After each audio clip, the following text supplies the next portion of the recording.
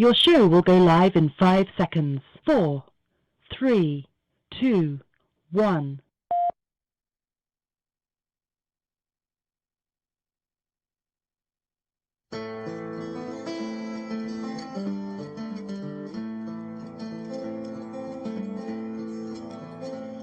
Oh Polly, it's for your sake alone. I left my dear old father, my country and my home. I left my dear old mother to weep and to mourn.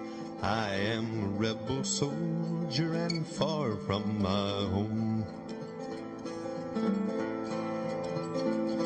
It's grape shot and musket and the cannon lumber loud.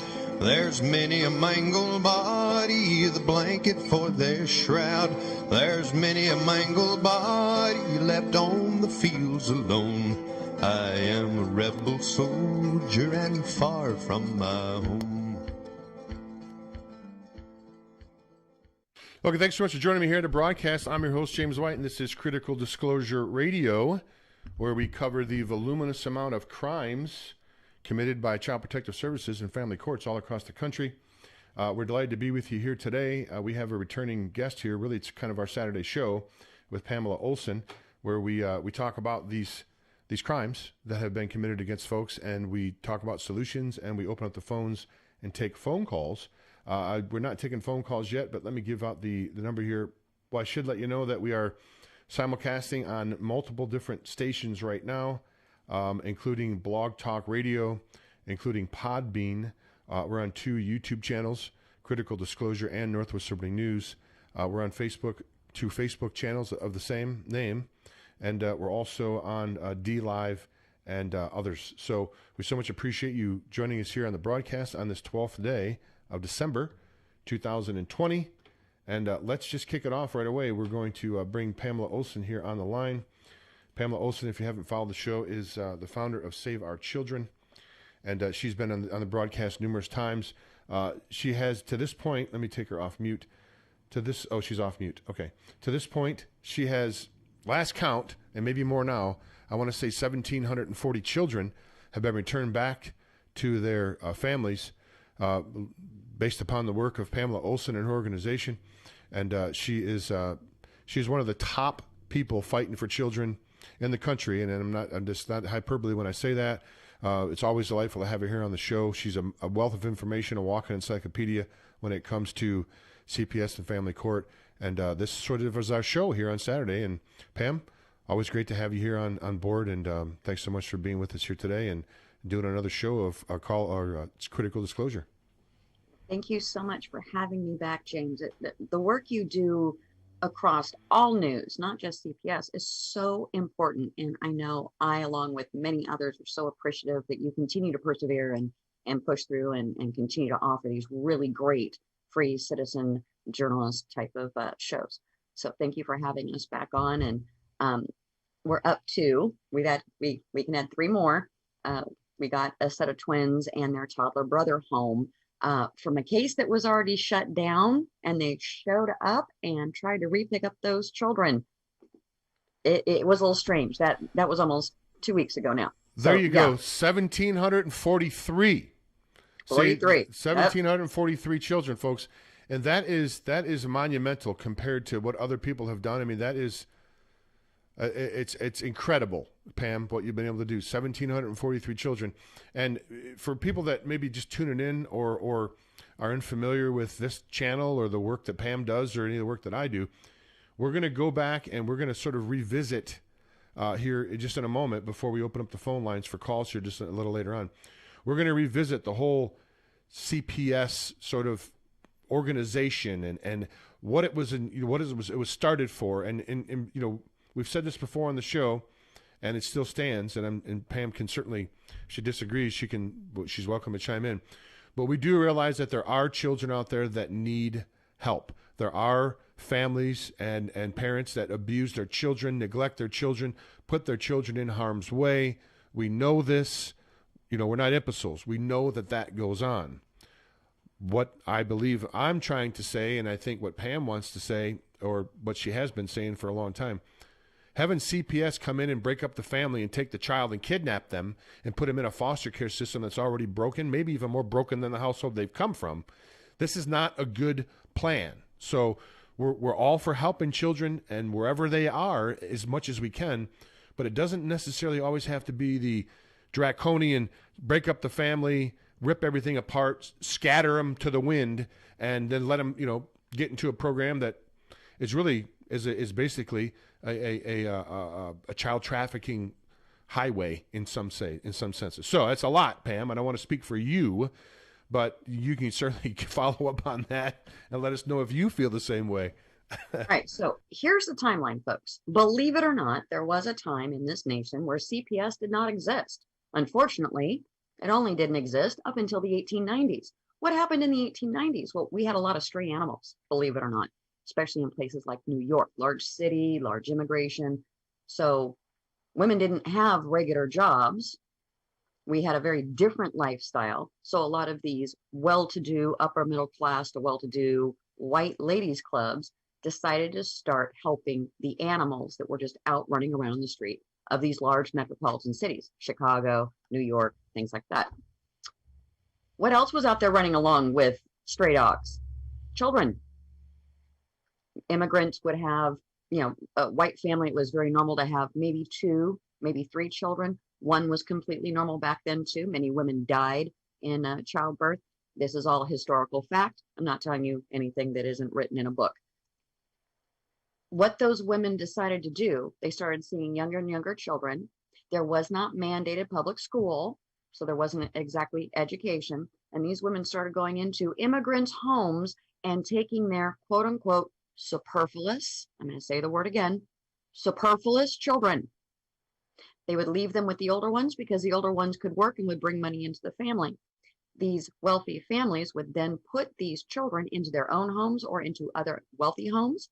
And it is very well documented how many of these children, you talk about a Cinderella story, except there's no great gown and no prince at the end of their life.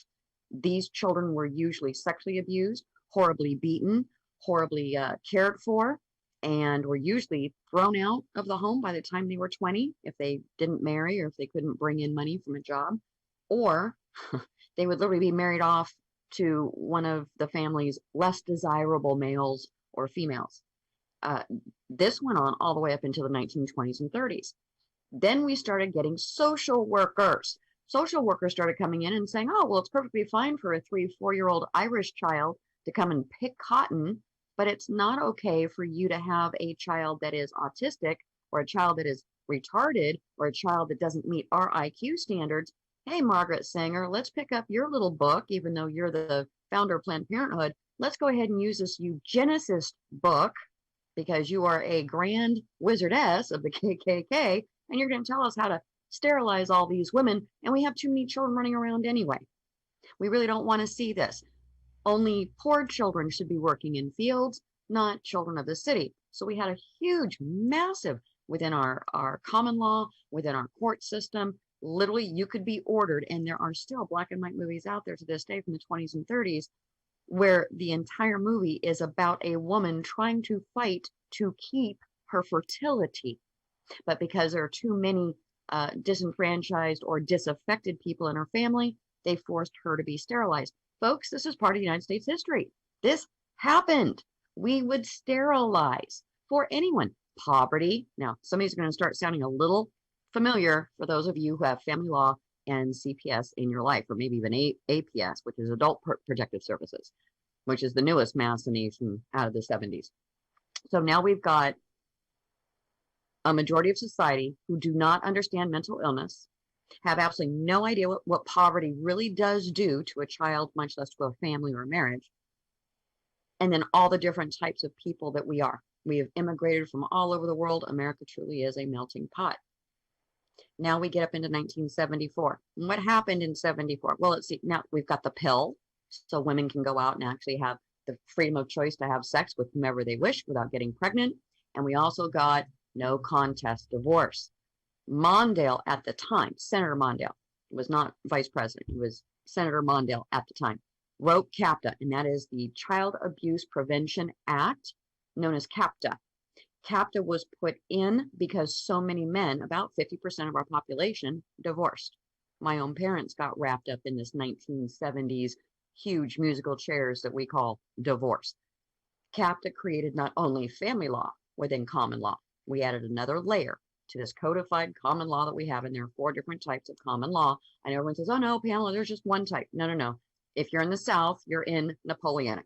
If you are in parts of the East Coast, Upper East Coast, you are in Hamlet. If you are in Texas, you've got your own weird screwed little common law there. And then you've got regular common monarchical law that the rest of us are under, from California all the way to Idaho and a little bit farther down. So quite literally, they took this common law and said, we are from the school, we know better than you. These women have not been in the workplace. It's 1974 to 1976. We need to make sure that child support is given to these women. Now, this CAPTA was only supposed to be up for 25 years. It never became a bill. It remained an act. It stayed up, and in 1998, Hillary Clinton had written, and Bill Clinton, her husband, passed ASPA in 1997. It got applied in 1998.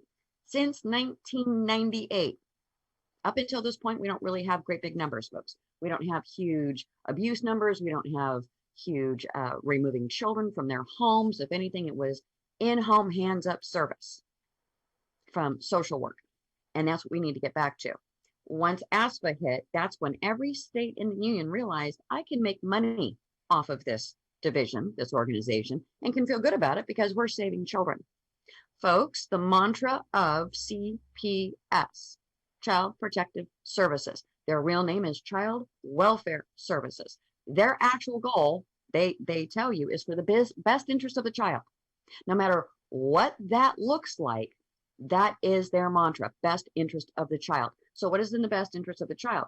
To yank that child up out of a home for something as silly as you're too poor and you don't have enough milk in your fridge, so I'm going to remove your 4 children, which is insane. That's illegal. They're not allowed to do that, and they know it, but they put it under the broad spectrum of neglect, okay? Or a garbage bag is by your front door and it's raining outside that night. You don't want to take it, out. You're going to take it out in the morning. CPS has removed children for that. I have seen, you're at a grocery store and you've got your brand new baby out with your toddler. How dare you? That's a real case, folks. That baby got taken, but the toddler got to stay with mom. It's insane. And here's the thing. Here's the thing. I just want to pause for 1 second and let the general listening audience know. These are not crimes. Okay, people are punished in a lawful system. They're punished when they commit crimes. These are not crimes. Okay, so for example, without getting too far off a field, when you run a stop sign and you get pulled over and they write you a ticket, there's no victim. You haven't victimized anybody. That's the same thing with these parents. There's no victim here. There's no crime that's been committed, yet their property, which is their child, some would say their most precious piece of property that they have. And I'd say the property, I don't mean that in a bad sense, but what else are you going to call your child if they're not your property? They take them without due process. Now, the Constitution says that if any life, liberty, or property is taken from you, you're allowed a due process of law. None of this is followed. It's all unlawful. All of these things are all kidnapping. No person has the jurisdiction, whether they work for the Department of Social Services or not, to come to your house and take your children away in a car and drive them away. Not one of them, not one person has that authority to do that. Now, that's how big the problem is, folks, and it happens 450,000 times a year. Is that about right, Pam? Actually, it happens more than that. We have in traditional foster care, Title IV funds, which CAPTA opened the door. That's why ASPA had to be rewritten, because the states weren't making any money, or making very little money. It was barely covering what CAPTA had asked the states to do, which was to set up a common law court, set up child support, judges, county council, the whole 9 yards. The entire mess we have today is the leftover rolling turd that CAPTA began. ASPA doubled down, and that's where this thing just becomes massively huge. We currently have 450,000, give or take, any given day of the year, year in and year out, children in formalized foster care, meaning they're not with friends, family, or their parents, okay? Or one parent or the other parent in a custody type of a situation. We have 425,000 at any given time, any given day of any given year in soft foster care. These are guardianships. They're with friends, they're with family, or with one of the other parent. Okay. Then we have 800,000 children that go missing every single year that have nothing to do with CPS. We pay literally for the globe's social services. ISS.gov is run by the United States. It is run out of Tennessee State. That's $5.6 trillion every year for our CPS and the world's CPS. There was just I think it was Gateway Pundit, if I'm incorrect on who that is, I'll recheck it. I just posted this morning on Twitter. They just brought home 100 kids that they had all over the nation come back home to California. They spent like $200,000, what was it, a year ago, and sent them off to Michigan for some reason, for some group home or whatever. And most of these are children of color. And man, does that just rate my hide. It just makes me so mad how many of these families are being picked on because they're Hispanic and Asian, Hispanic, Asian, or Black, some combination thereof. These are the Veblen children that CPS is dying to get their hands on, because what's the most adoptable child right now? A blended child for a blended new family. And that's what this has really come down to. It's money. There's incentive to take the child. For every child they take from a home, regardless how long that case goes, that is thousands of dollars in that county's hands. Now people say, oh, but Pamela, there's good foster providers. There's great caseworkers. Really? I haven't met them. I hear about them. We've had a few great people call in and say that their parents were foster care. So those are the outliers. What normal foster care is, I wouldn't let my stray dog go to most foster homes. I have seen better accommodations in a kill shelter for stray animals than I have seen in most of these foster provider homes. Caseworkers get 36 hours of video training. Their supervisors don't know much more than the caseworkers. So you are dealing with people who have oceans of money, are told they can do whatever they want, and have little to no understanding of what their job actually is, what the process actually is, much less anything that we would call legal or law. Right, and let's not forget that of the individuals that are rescued from trafficking, some of them sadly never make it out of it. They meet their end. But the ones that are rescued and brought out of trafficking, I've heard numbers as high as 88% of them have been through the foster care system. Jeffrey Epstein, from what I understand, was reported that he specifically targeted the foster care system. Because think about it, folks. These children are not blood to any of these people. They have, like your own child is your blood. It's your offspring. It's your own, right? These people, they don't have anybody that is in their family a lot of times to represent them. So they don't have the same connection, these foster parents. And, again, I'm not bashing all foster parents, just saying it's just a matter of fact. It's just if they're not your offspring, then you don't have the same link to them as you would your own children. And they know this, and they prey on this. They know that these children are confused. Some of them run away. They don't want to be there. I mean, there's a whole seedy underbelly of scumbags that are just waiting for children to leave foster care and get into positions where they can take advantage of them, and then they groom them is what they do. They pretend they're their friend, then they groom them into, next thing you know, they're pimping. They're pimping these girls and boys. And this is just the way it works, folks. I wish that Pam and I didn't have to do these shows. I wish they would, but we do, because it goes on every day. It's going on now, today. Today, there's somebody grooming some poor child that's in foster care, been ripped from their family. They're grooming them right now. I mean, as we speak. I hate to say it, but Pam, I don't know. Over to you. It's absolutely true. And sadly, ladies, do not send me hate mail. Please don't send me hate mail. Believe it or not, women and girls are not the number one victim in sex child trafficking. Young boys under the age of 12 are. I'm going to say it again. Boys up to the age of 12. That means infant all the way up to 12 are the Veblen child. Okay. We don't talk about it. Guys certainly don't talk about it. Women, when it happens to us, whether we're raped, molested, whatever, we don't want to talk about it, but we eventually get it out because we're emotional creatures. Guys have nowhere to go. CPS loves preying on these children, and then they tell everybody, oh no, this child is lying, this child is making stuff up, and then they make that child into a sexual predator. And yet that child was the one that was the victim. This is how CPS works. CPS, number one, CPS isn't broken for CPS. It works exactly as designed. Okay. They're smarmy. They will treat you like you're some kind of a moron, which is why I tell people all the time, stop talking to these people. Just stop it. Yes, no, and I don't know is all they need to hear. Everything else can go through you, through your email, whatever it is that you want to send them because you're pro se or pro per, or through your attorney.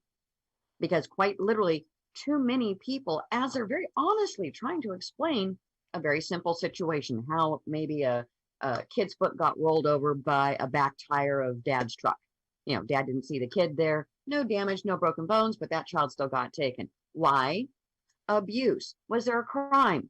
No, there was no crime. By the time that child came back, been raped so many times that we had to literally fix a prolapsed rectum.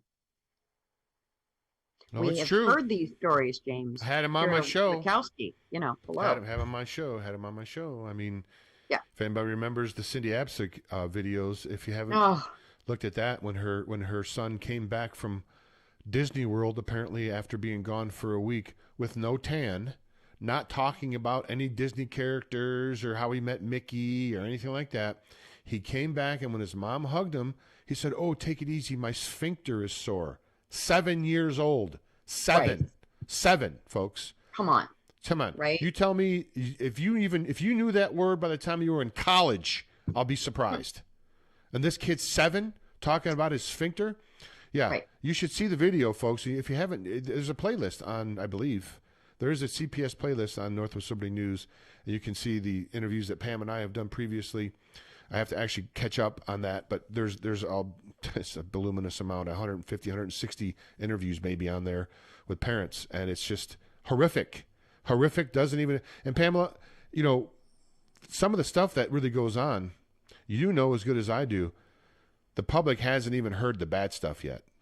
At large, they haven't even heard the bad stuff yet. I know the bad stuff. You know the bad stuff. The public at large hasn't even got a whiff of the bad stuff. And folks, when we tell you it's horrific and stuff that keeps you awake at night, I'm not exaggerating. Pam, am I exaggerating? No, not even hardly. When you have a 35-year study put out by the state bar attorneys, and I've been really hard on attorneys lately, and I'm going to keep being hard on attorneys because attorneys are not doing their job, which is why this is the mess that it is. Quite literally, I am laying it where it belongs. Bad lawyering. Most lawyers have no clue. They'll say, oh yeah, I'm a family law lawyer. Really? Ask them 3 questions, just 3. How long have you been practicing? How many of these have you won? And do you only practice in family law? Do you also fight in DCFS, CPS, ACS, DFACS, whatever 3-letter acronym they want to go by, DHS, it's all CPS. When I say Child Protective Services, that's just nationwide. I don't care what acronym they want to go by or what they want to hide behind shield-wise, but it's all under DHHS, which is Director Azar. He is my new top person to bug on a daily basis.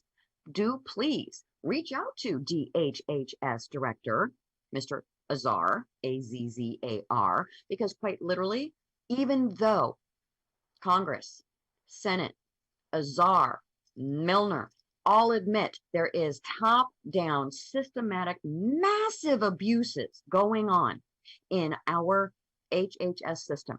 That's APS, Adult Protective Service, CPS, Child Protective Service, and family law.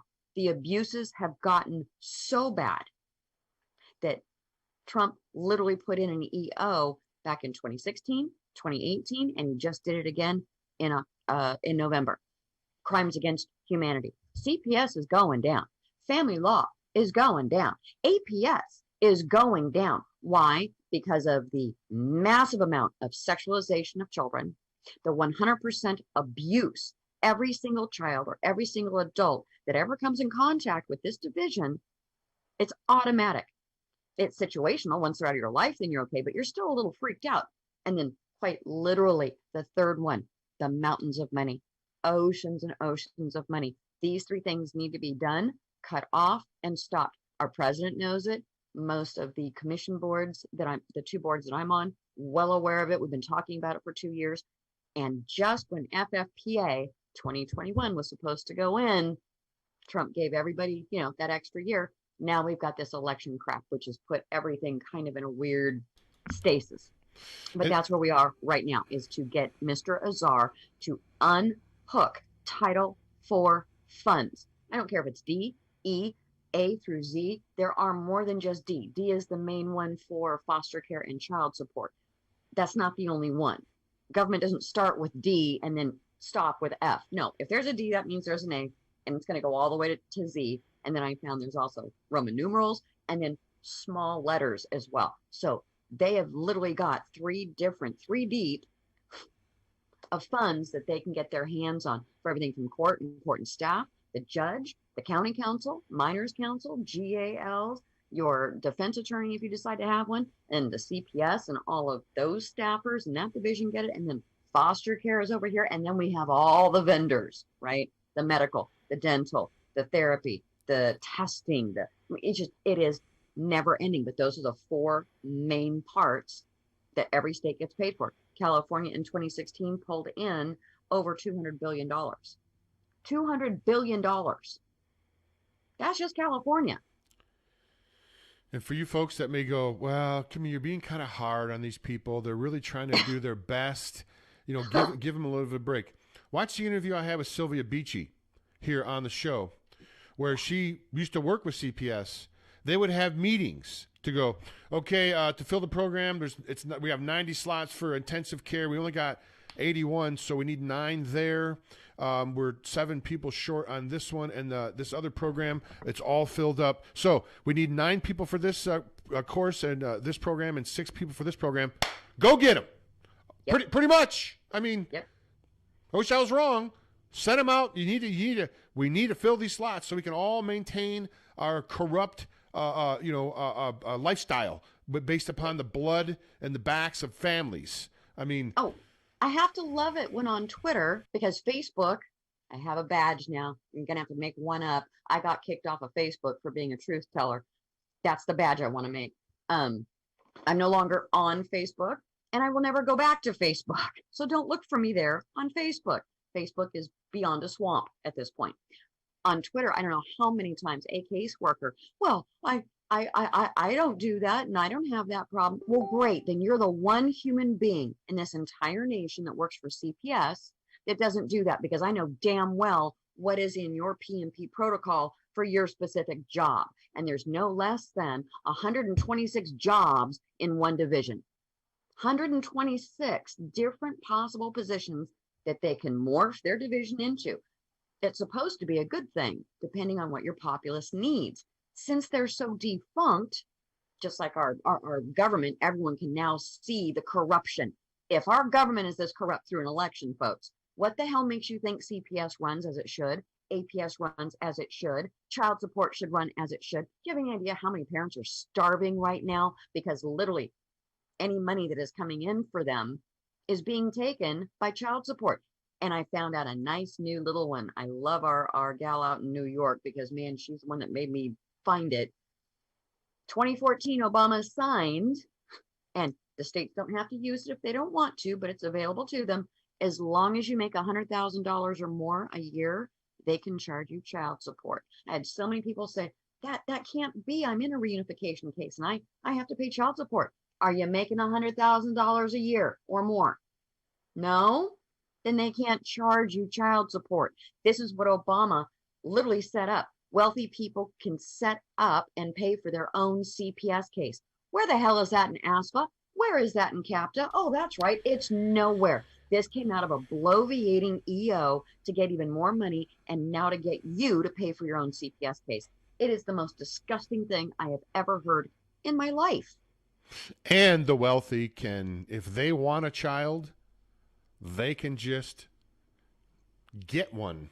They can, CPS will procure a child for the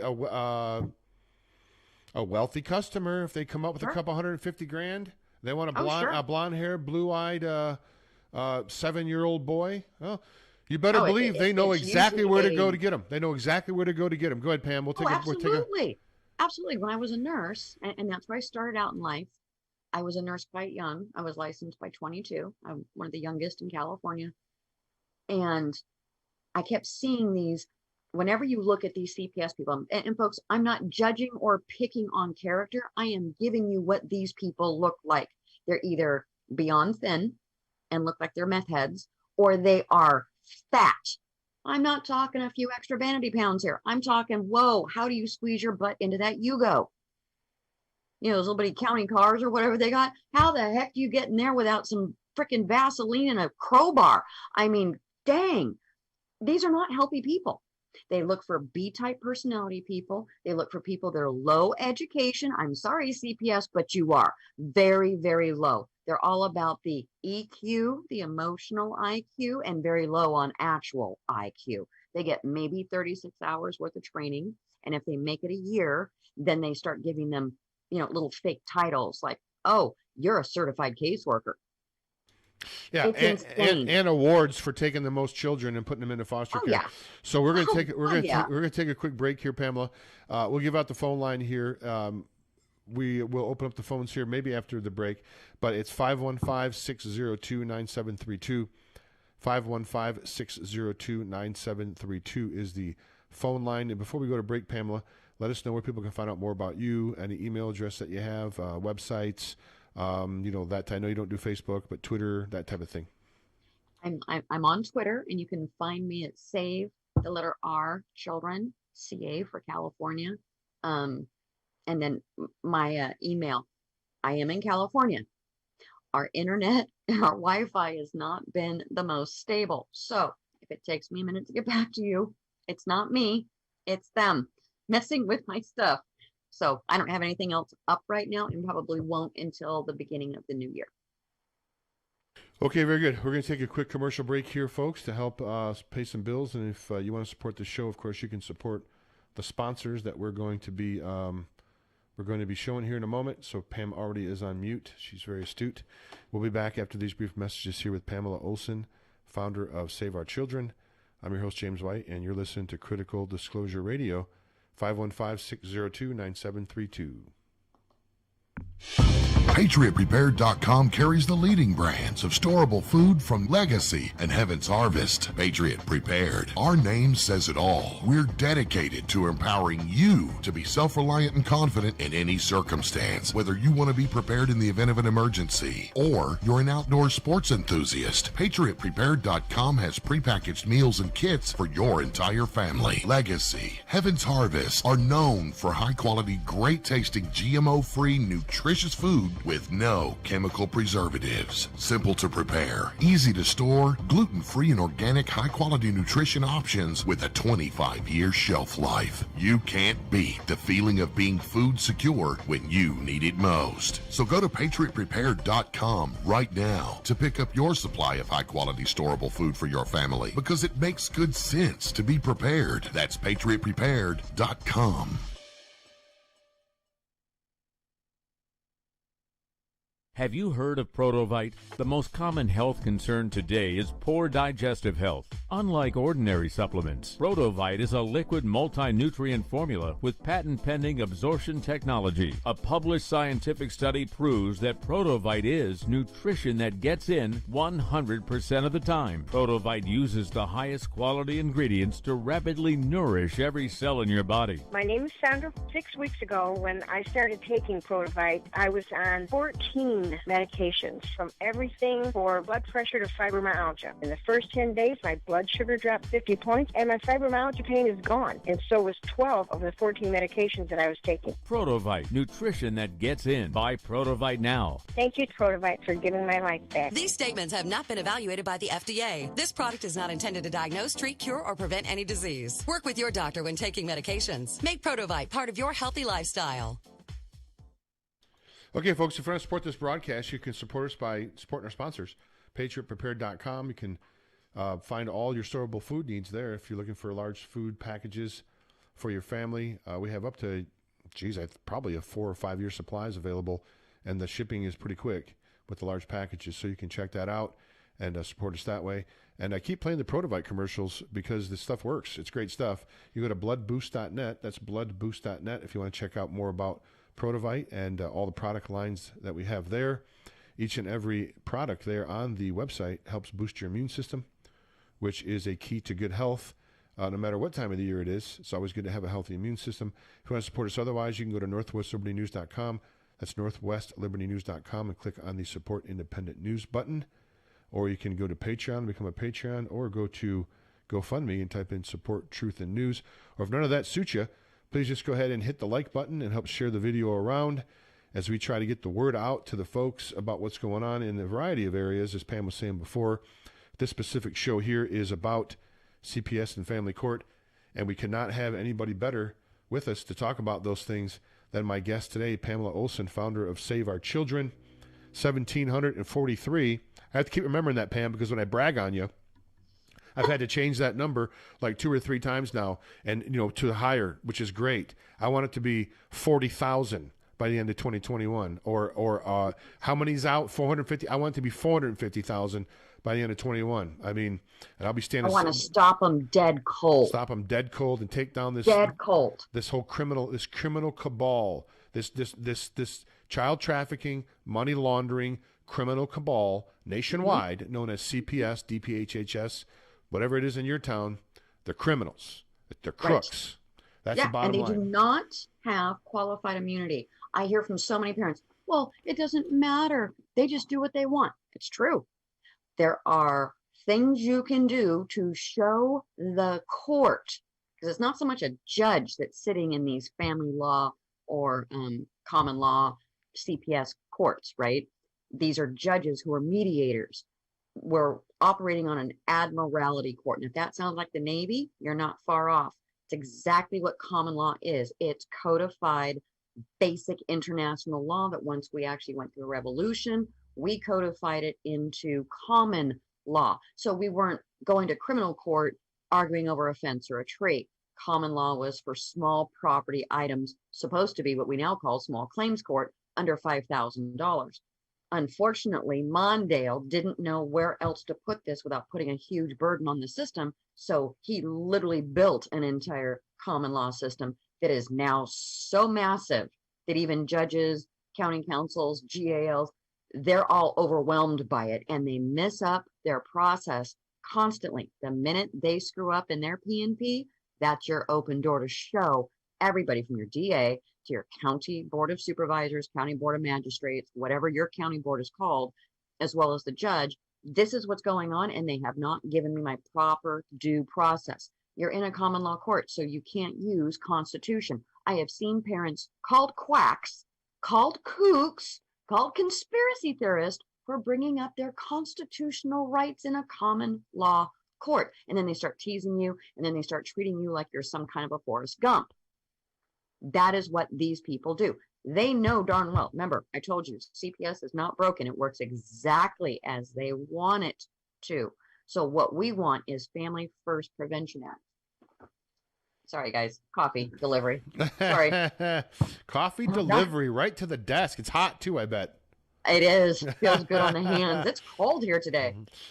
So, yeah, this is what they use as this codified law. Well, the minute you start pointing fingers and going, oh, but you missed this process and this process and this case set precedent. You couldn't do this in my case. Now you start watching them do the pee-pee dance.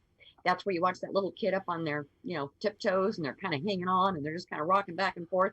That's what you end up getting in CPS. And this is where they become vicious and foul. And before you know it, you've lost your children. You've lost rights to your children. You have no clue what's going on. And they're telling you now, oh, you can't appeal. Yeah. It is a schism of epic proportions. And you can't bring the Constitution. $5.6 trillion a year, folks. That's what we pay. Right, and you can't bring the Constitution into this courtroom because that ruins their whole plan. The Constitution vanquishes their whole system. That's why they don't want it in there, because that exposes the fraud. We've got a call here that on the line. Pam, do you want to take calls right now? You want to take calls? Okay. So here's the rules of the call-in line for those of you that be calling in. The number is 515-602-9732. You don't have to agree with myself or Pam. No problem there. Don't be abusive and don't be vulgar, because this is not one of those shows. So if you can follow those simple rules, call away. Again, 515-602-9732. We'll bring our first caller in on the line here. Caller, you're live on the air. Please go ahead and state your first name and where you're calling from. And go ahead with your question. Are you talking to me or someone else? No, it's you. It's you. Okay, hold on. Let me get it off the speaker. Okay, I got it plugged in the wall, too, because I started running out of juice. I'm over here in Roseburg, Oregon, and they are totally here off the hook. Like, I haven't talked to one human that's dealt with them, including myself right now, that they tell the truth at all. Like 99% of the things in their report on me, literally 99% is untrue. I don't even know where it's coming from. I've raised my kids by myself 24/7, 365 the last 10 years since CPS took them in Missouri, and that was erased off of me. It was their mother who did that, and they wouldn't listen to me there, and they found out the hard way because they put them back at mom's house, and my children got raped, all three of them. All three of them, like Isabel. What did she report? See, the boys didn't report until like a couple weeks ago. They finally just came clean off of it because they've been, and they're older now. They're 17 and 16. 16-year-olds got autism, and they were made to. I'm just going to be blunt. They were made to suck each other, right? And people taking pictures, and the husband putting something through her underwear so bad it ripped her underwear and hurt her butthole, and they just took my daughter only, and not the boys. So. You know, I'm a full-time student, cybersecurity. I used to be that, but I got hit by a tornado in Missouri when I was there, and I was only there, safe place, for 30 days, just for finish court, because I was getting custody of all the kids and keeping them. The guardian ad litem's already said so, and the mom called on me like 2 days before court to make sure I couldn't make it, and so they were all believing her at first, and they were sucking up their money. 2.5 years worth of that shit before the kids came home. And then they said, fill this out. And I'm like, well, this erases off your record. You fell through the cracks. We know you didn't do anything. And so now I got the records to all them because I didn't have it then. And literally the first day they knew I didn't do anything there. They have the hospital report, no non-accidental trauma, period. They knew. They knew then. Okay. And so you're in Oregon now? I'm in Roseburg now. Okay. And they just Douglas picked County. up your daughter? They have my daughter. Yeah, they have my daughter over back at the mom's. The mom had been absent for 10 years, needled out really bad. She'd show up here every now and then. CPS there put an order on her, like, even though they dropped the case on me, she screwed up in California because they ICPC'd the kids back to California because she didn't live there in Missouri. She just came to Missouri to start shit. And, literally, that's when the ICPC, Isabel turned that into the a counselor or something, but they didn't have proof. Nobody else came off of anything. They didn't have any, man juice that they could pull DNA off of or anything. So it was kind of a wash, even though she reported he was washing her cha-cha in the bathtub and everything else. Well, now the boys have came clean just this week. They went and talked to the cops this week, last week, and they wrote a page and a half. One of them did, and the other one wrote a page. I didn't talk to them. They started to tell me, and I was like, oh my God, hold on. I want you to write down everything you remember, and then I'm going to not have you talk to me about it until the police talk to you, because I'm not going to get accused of like coaching you or something, because that's what the mom has been doing for the last year and a half. She got an inheritance and then came back in, and the boys didn't fall for it because they were older and remembered all that treatment. My daughter was 4 when she got raped, and the boys were 6 and 7. And so they remembered. And what's that? Go ahead. I didn't get your first name, caller. I didn't get your first name. Oh, I'm sorry, Eric Brannigan. No, okay, Eric. Did you have a specific question that you wanted to ask Pamela as far as your situation, what was going on? Well, I more so wanted to touch base and talk. I do have questions, but I did a bunch of research since that day because, like I said, I also work at the college. This is going to knock me out of everything because I work at schools and everything. Now I'm not going to be able to because they like, even though we didn't do the jurisdiction hearing because of COVID. So we're 7 months in on the jurisdiction hearing. We still haven't had it. I fired my first lawyer. Did you just say that you haven't had a jurisdiction hearing? And it's been 7 months? I haven't seen my daughter and heard her voice in 7 months. When did they take her? 7 months ago? March 3rd. And they had something to do with that too because the mom pulled this stuff the year before on April 2019. DHS Oregon. Oregon is DHS, Department of Human Services. They literally use their AG's office to pick up children, to set up jurisdiction, and I happen to know for a fact those courts are working. So if you have not had a jurisdiction hearing and they've already picked up that child back in March, that's where we begin. That's where their first screw up was. Well, they had me go to one, but we never finished it. Like, in other words, they like, I told them that first day, I'm like, no, I didn't do anything. Like, my daughter got braces. That's all that happened. And my daughter got braces. And her mom had just came back in their lives. And I mean, not much either. Like, just like a graduated visitation program, you know, because I never kept them away from her. I never had anything to do with any of that. Okay. I mean, I didn't let her near those kids, near the dude that did that stuff to her that she brought up here. And he got arrested like 20 times while he was up here even. No, I've been full-time daddy, mommy, but I call myself mommy. I don't call myself daddy anymore because I do more mommy stuff than daddy stuff. Like I've learned to woman up, so to speak, or mom up. It's what I call it, like man up when you're doing your construction job. You know, I flipped that around, and you know, like I said,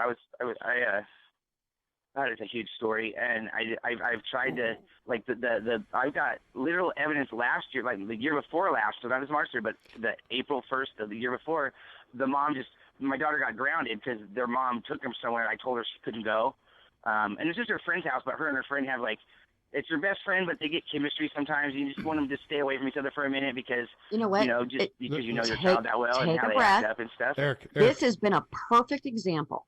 When I started the show off with, you guys need to stop giving so much information to these people. When you call in, okay, I don't want to hear any names. Ages are fine. Boy or girl is fine. But be very careful. This is why I'm so careful. I don't talk about individualized paperwork on here or specific cases and going step by step unless the case is closed. Because quite literally, I know this could hurt your case, just you speaking the way that you are and so open. What I'd rather do is maybe set up with you a time to see what I can actually help you with, because I'm not really hearing a question here. I'm hearing you tell your story, and that's not what today is for. Right, Eric. I mean, with all respect. Well, I guess my question is how do you fight them? How do you fight them? Because I'm a fighter, and that's all I want to do is fight them because I've proven my entire case. Like they found out I didn't do it. They know I didn't do it. So then it turned into, oh, well, your daughter doesn't want to go home where you're at. And I'm like, but here's the thing is you're the ones who told my lawyer last year that she was being coached by her mother and that her mother was on, you hid that she was on meth because I called in and said that she was on meth. You know, when she ran off with her, and they tested her, and she was dirty. They found it. Eric, hold on a second. I tell you what. I don't know how to fight them. I don't know how to fight them. Okay, so we're gonna have you send an email to me. It sounds like if you wanted to tell the story, it'd be a good idea. We should have like a show and have you on and talk about that, right? And right. I should talk because I couldn't email all that. That's so much. I've done that like 1,000 times in the last 3 months, like literally, because that's all I'm doing is fighting. Well, just hit forward. I want to point out to you guys that. Go ahead. I wanted to point out to you guys that she's right on the money with a lot of it because like I said, I dove really, really, really, really deep into the case. There's the fact that CPS takes 85% of the kids that are children trafficked go through CPS. They've done a bunch of studies, and it happens to be the exact same number. 85% of the cases that they're finding, like in New York, and everyone else did a study on it. I can pull up the citations, but not right now. It's the exact same number, 85%, because I'm a numbers person. So the exact same number is that number, the exact number. And it's not one number off even. It's like a point of a percentage off. And you follow the numbers around and everything. Like I'm a cybersecurity major, so we did some I dug into some things I might have should not have, but we found straight up names of lists. We turned it in with adrenochrome kids that they were shipping out to 3 different countries, aside from here. Eric, it sounds like we need to talk offline. Can you at least send me an email? Yeah. Send me an email, and Pam, and just say, hey, this is Eric from the show.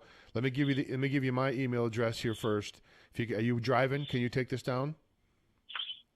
Yeah, I got to grab a pen real quick because this pin's shoddy. I'm no problem. Scribbling with it right now. It's not doing nothing. I'm actually standing at my kitchen window because I needed a charger.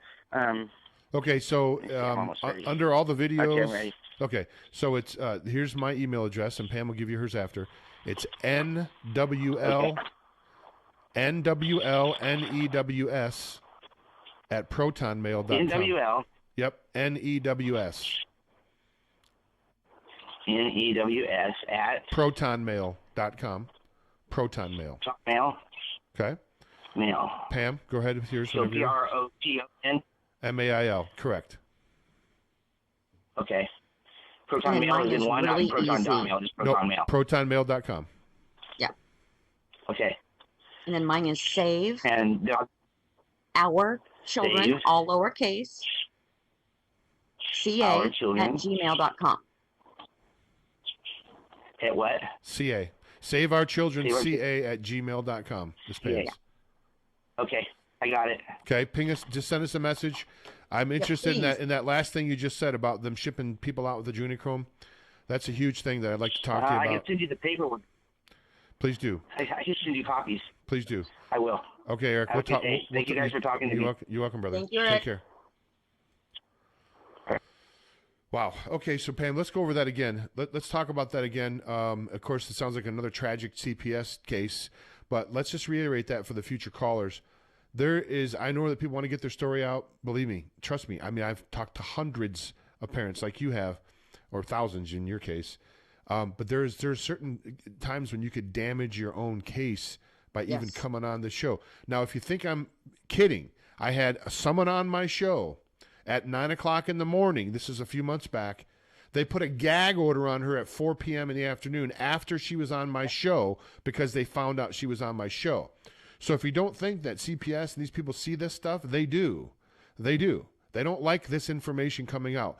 They hate guys like Jim White and girls and gals like Pamela Olson. They hate us. They hate us. So keep that in mind. We're just kooks, right? It's perfectly normal for a non-oath, non-licensed, I'm going to say it again, because in every other capacity, as a nurse, I had to be licensed, bonded, the whole 9 yards, right? Firemen, licensed, bonded, certified, police officers, sheriffs, sworn oaths and certified with training to wear the badge, right? Why is it that children, the most innocent among us, the ones that need the most fair and unbiased adult supervision we can give them, are non-oathed, non-sworn, non-licensed? Oh, but Pamela, MSWs are. No, they're not. Not all of them. Unless they are an actual certified MSW. They are not. They're just a regular, MSW that didn't bother to go and get their certification. What does that tell you when someone is so ideologically lazy that they will not even go and get certified within the job that they claim is their career? Okay. It is unconstitutional, as James has said, for anyone that is non-oathed, non-sworn, without that entity actually being cited by a sheriff or a DA, which are the two top cops in any county, right? The DA and the county sheriff. Unless they say, hey, this guy's beating the hell out of his kid, or like the guy that they just killed, where he actually killed his little girl for potty training. Yeah, I read that. Okay. That's abuse. Yeah. That's a crime.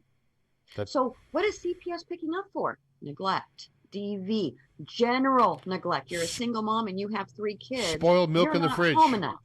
Cheerios on the floor, spilled milk on the or spoiled milk in the fridge. You don't have any sheets on your bed. Well, because they're out there in the line getting dry. Doesn't matter. Laundry's Doesn't matter. not done. Doesn't matter. Yeah. But I have to take a day to dry my sheets. I mean, what am I going to do? Now it doesn't matter. There's no sheets on the bed. You're getting marked down.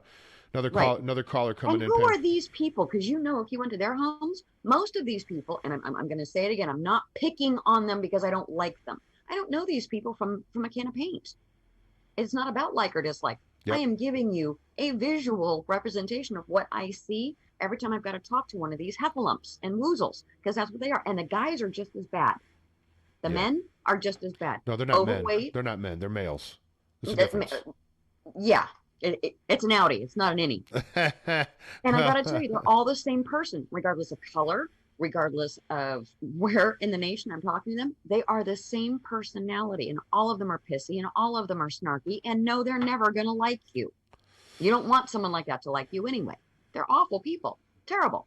Well, that goes back what I was saying. That goes back to my saying before. There's a lot of males in this country, but not very many men. That's the problem. Men don't work as CPS workers and victimize women and break up families. That men don't do that. No, men don't do that. That men have a higher standard. Anyway, another caller coming in here. This number looks familiar to me, but who knows? Let's bring the caller in. Caller, you're live on the air. Please state your first name and the state that you're calling from. You're live on the air here on Critical Disclosure Radio with Pam Olson. On the fence. Go ahead. It's you, caller. Can you turn your radio down? Can you turn your radio down in the background? Right now, what you need. Yeah, I have to kill this real quick. Yeah, kill the radio for me if you don't mind. That's gone in the background. Is I want to tell you personally is that you have the full support of the Saints.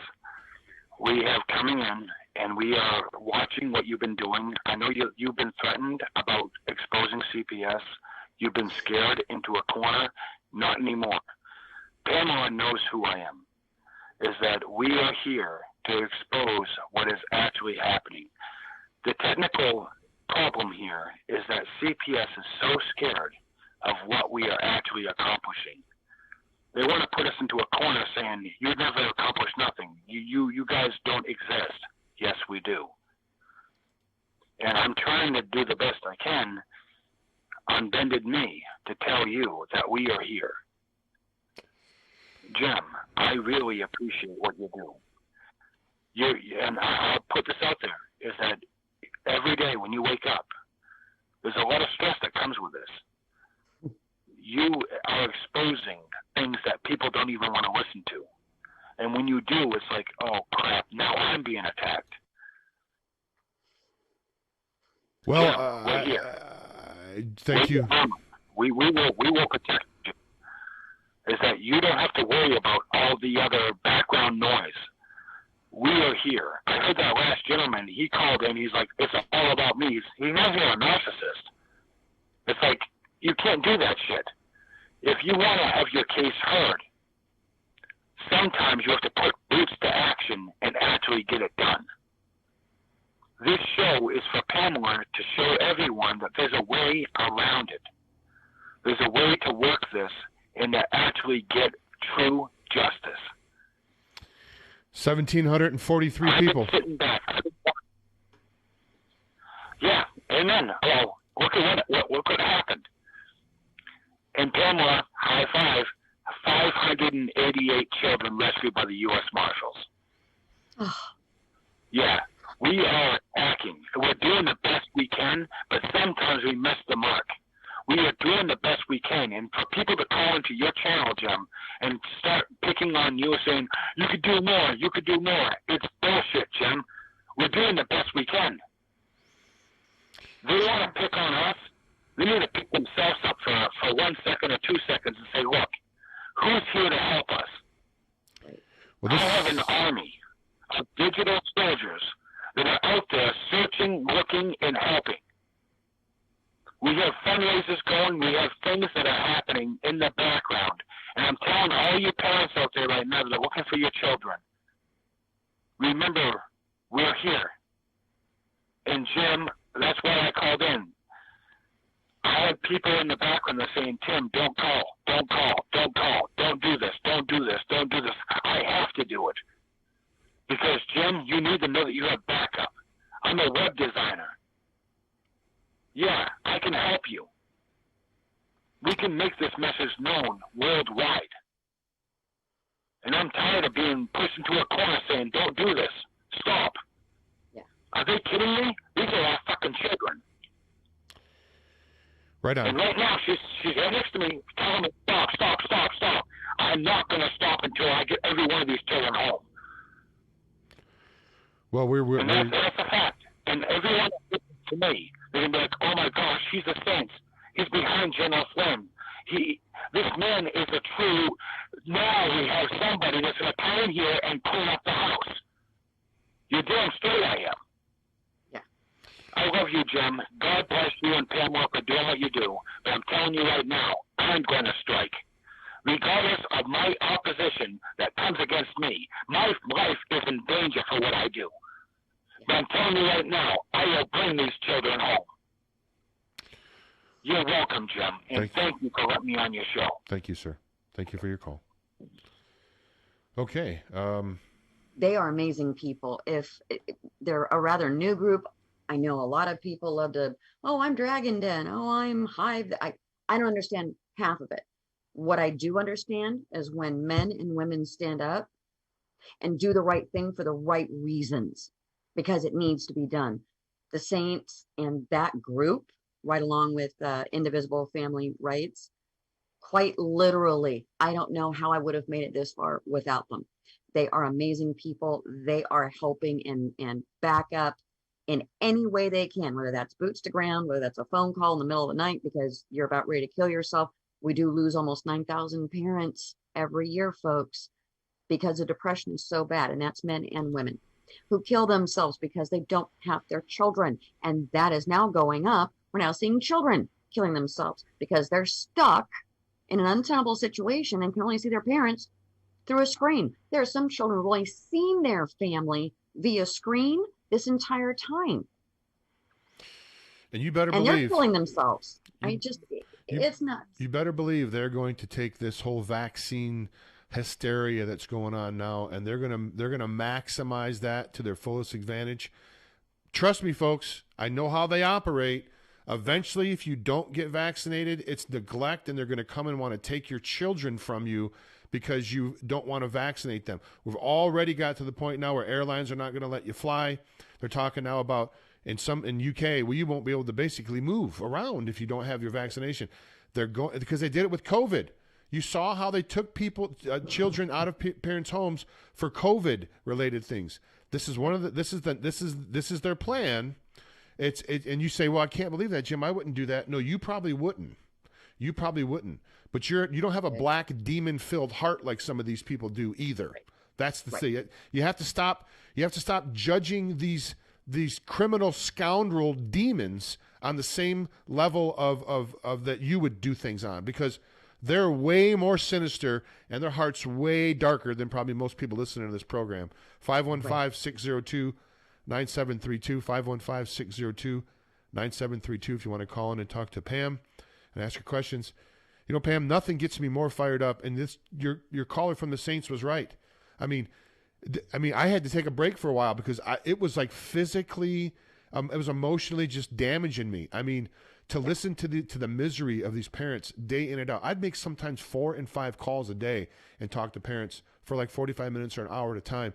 And some of the horrific things that gets done to these children, it's just, I mean, it like my soul like died every day. And I had to recharge myself when I woke up in the morning just to move forward and do this again.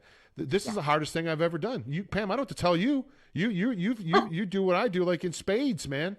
I mean, folks, we need people. I think I'm just nuts. Well, I think we probably both are in some sense. You know, this is the thing. Rise up, folks. This is our children. This is our children. You spend more time on watching your stock ticker than you do on what's going on with these children in this country. This is our future. This is our posterity, and they're being traded. They're being trafficked.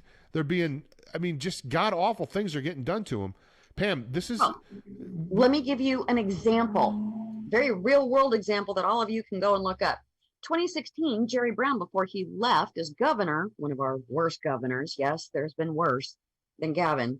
Gavin's just incompetent. Brown was very competent and just evil. And he literally put in, because we have so many illegal immigrants here, I didn't say aliens, immigrants. They are here in this country, living, working illegally, meaning they're not proper citizens. They didn't sign the guest book, okay? I don't care if that's Russian. I don't care if that's Asian. I don't care if that's South American. I mean, I don't care what race you are. If you're going to come to my country, speak my language and sign the book. That's what I'm saying. Governor Brown said, gee, we have so many illegal immigrants and they have no way of making money. Let's allow parents, if the parents know this illegal immigrant or their family of this illegal immigrant, they can be foster providers. You know what Southern California heard?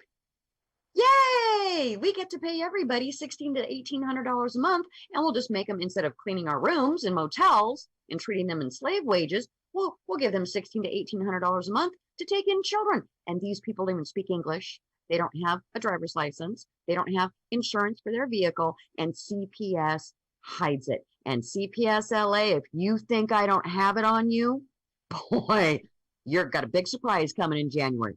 Real big. Santa Barbara, LA County, Ontario, Riverside. I've got the proof. I've got your number. You're next. You're next.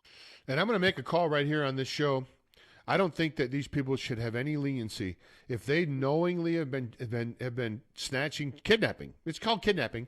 If they've been knowingly kidnapping children and putting them into a system where they know they're trafficked, I think, I'm calling again for the death penalty. If you purposely harm children, you know why? You're predators. Why should we have to pay 25 years for you to rot in jail? Right? Mm-hmm. Why? Mm-hmm. And I don't want you I don't want you on the planet because I have children, and you're a predator, and they're in danger every moment that you walk, the earth, as far as I'm concerned. So I'm very hard line on these people, man. I think we should execute them all. Execute them all that God sorted out. I know that doesn't sound very Christian, but I'm telling you, there's not the Bible. I mean, the Bible warns people against harming children to be like a millstone around your neck. So that's right. As far as I'm concerned, these people, I cannot. I have zero empathy. And these little 20-something-year-olds that got maybe 1 or 2 years at some little junior college. It's so sweet. They actually think they have a formal education. I laugh my ass off. I worked my butt off to get mine. And I don't have just one. I don't have just two. I have 3 degrees. Okay. So when I come up against these, and folks, if you have never been a third party, not a party to a case, I want you to look up that very specific definition, because there's no reason. You don't have to have a case. I've never had a CPS case. I've never been in family law for myself. I found out about it way back when I first started nursing, watching these women come in. Oh, that's a young single mom. How old is she? Is her family come around? Is she here alone? Let me see that baby again. Is that a boy or a girl? I've seen the shopping lists. This has been going on for a very long time. ASPA didn't go in until 98. I literally started in 88 and was hearing this. So shopping list, quotas, incentives, the money. Many states were already figuring out how to do it. ASPA just gave them the full wide open gate. And what was it that Hillary Clinton kept saying? It's going to take a village to raise your child. Guess what? You're not part of your child's village. They want to get rid of you. Now that goes into Fourth Reich thinking. Not Third Reich, Fourth Reich. Well, there's something, too, that's popped up in my research and the people I've talked to over and over and over again. Mm-hmm. There's something with the children's hospitals. They're involved in all of this somehow. I don't know exactly. I haven't been able to pinpoint it specifically. But I cannot tell you how many children, parents I've talked to, that have had their children taken unlawfully at a children's hospital. And again, folks, we pointed this out on the show before.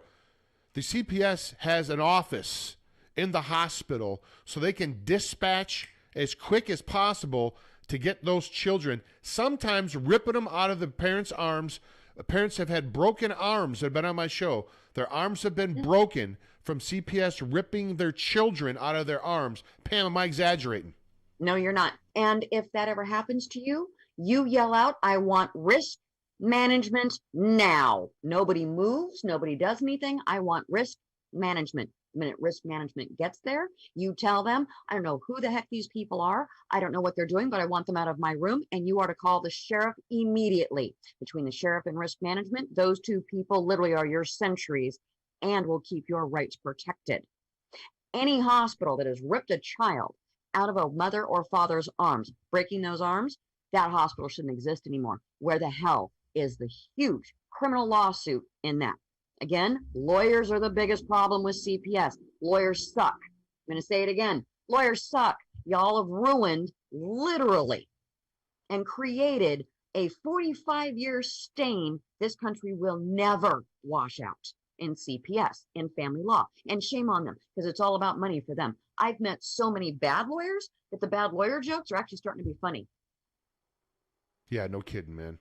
515-602-9732. 515-602-9732. If you have a question for Pamela Olson. Basically, folks, some of the things that Pam will tell you if you send her an email or talk to her, you have a lot more rights than you probably even know. I mean, and that's one of the things, Pam, I think is, and this falls on the population. I mean, and not to saying that these people are victims, don't get me wrong, but ignorance of the law is the reason they're able to get away with things. And that's not just in CPS stuff. That's in across a lot of different areas of the law. People just don't know.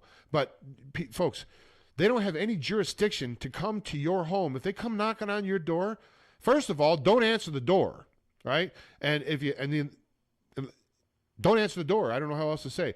But they do not have, like Pam said, yes, no, and I don't know. They don't have the right to come into your home and take your child and put him in a car and drive him away and then give you a slip of paper and go, here, show up tomorrow at court and here's your really, literally, they've written it down, writing, you show up tomorrow at 3:30 and you can you go over this. Well, where's your court order? Where's the written order from a judge? Well, it's not here yet. We'll have it tomorrow. But you're going to have your kid. We're taking him with us right now. I mean, this is all the time, happens all the time, right? People got to know. Don't answer the door, first of all. Second of all, don't let these scoundrels in your house, ever, unless they kick the door down with a battering ram and a SWAT team. There's a very easy 4-step, okay? These people always show up with a cop, okay? I prefer sheriffs. Why? Sheriffs are the highest authority in any given county. So a sheriff's deputy or your sheriff. Now, sheriffs don't normally go out. So when I say sheriffs, I'm obviously talking about a sheriff's deputy, okay? Have that police officer come in. Whoever shows up at your door, hi, Miss Caseworker, and we have this big problem. We have a hotline tip that came in that said you're sticking straws up your children's noses. There you go.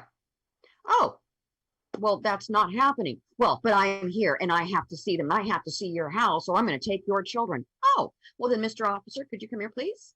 Miss, stand back. Mr. Officer, here are my 3 children. Please come in my home. I have hot water. I have electricity.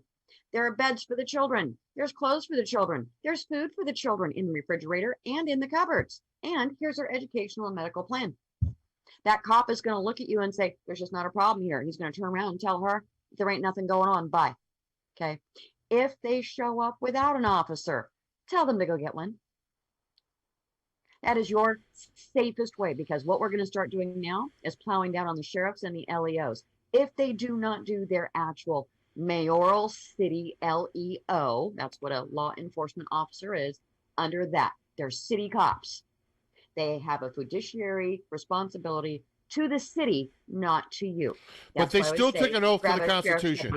They still took an oath to defend the Constitution against all enemies, foreign and domestic. They took that oath.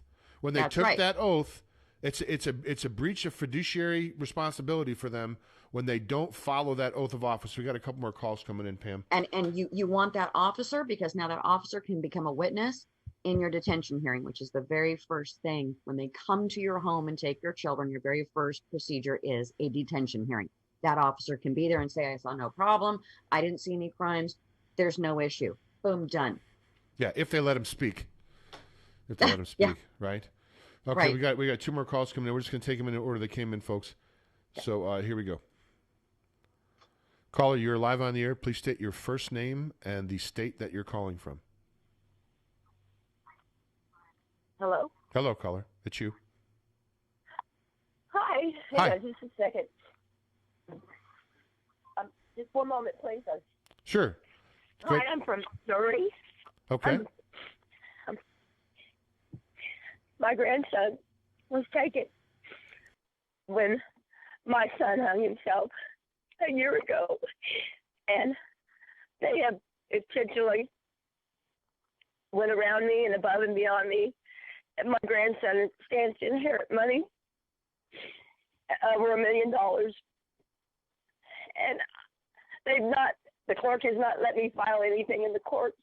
I've tried to file police reports.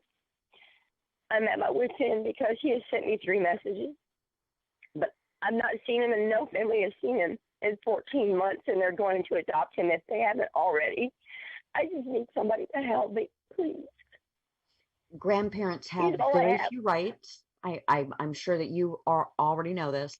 The best thing you can do as a grandparent, if you can't get a guardianship signed by a parent, it sounds like your son, unfortunately, is no longer with us, and I'm so sorry for that.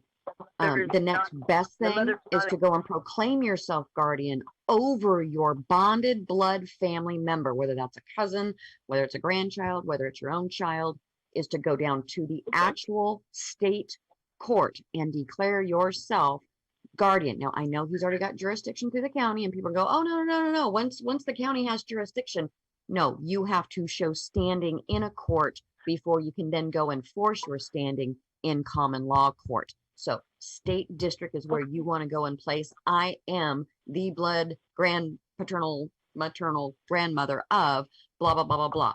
You get that stamped, you take that right down to where this is being held and adoption is an option, and literally put it in and say, no, I am a blood grandparent. I want my grandchild. That is your first step. Do email me at saveourchildrenca@gmail.com. I'll make sure to get you the forms. Just let me know what state and county you're in. God bless both of you. Thank you, caller. He's all I have in this world. Thank you.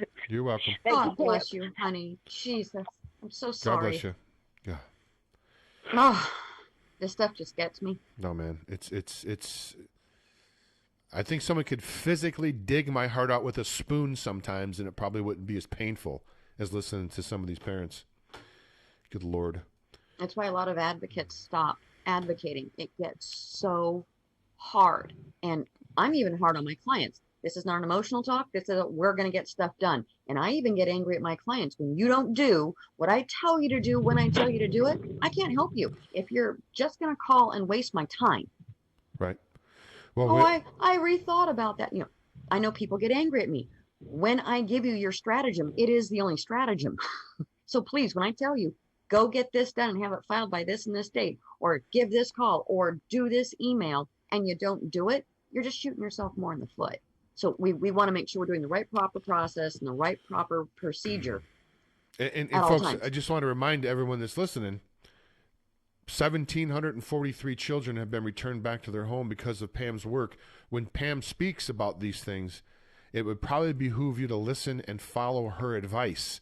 We're talking to someone here you're looking at a successful person who's done successful things, and very rarely do parents get their children back when they're taken. I mean, it's in the 98 per 99 percentiles of people that don't get their children back, even if they've committed no crimes. What this woman's doing right here is really, she deserves a Congressional Medal of Honor or a Presidential Medal, whatever it is. Listen to what she says. About that. I'm going to go ahead and bring another caller on here. Okay. Caller, I brought you in for a second here. I brought you in for a second earlier, and you're back on the line now. Caller, please state your first name. You're live in there. Please state your first name and the state you're calling from. How you doing? My name is Darren. Hi, Darren. I prefer not to call out the state again. No, right on. You've called before, Darren. Go right ahead. It's all right. I've talked to y'all before, probably about maybe 3 weeks ago. I've been waiting on Miss Pamela to come back. My situation is still as it is. They have my kids and taking them for no reason. I was listening to your message just, Jen, about the lady that just got on the line and said that they would not give her grandson. My kids were supposed to have been going through the ICPC process, and my sister actually passed the ICPC process. She worked in a daycare. She drives a school bus, so she's always around kids, and she has no record. Another thing is I have no record either, but they insisted that I was a threat to my kids. But she passed the ICPC process, saying that my kids could be taken in by her. CPS tells my family that they cannot give my kids to them because, for one, the case happened in California. We were actually in another state, way on another side of the United States. Now, they told them that they would give the kids to them. Had my sister to fly out to California several times for the cases to be heard.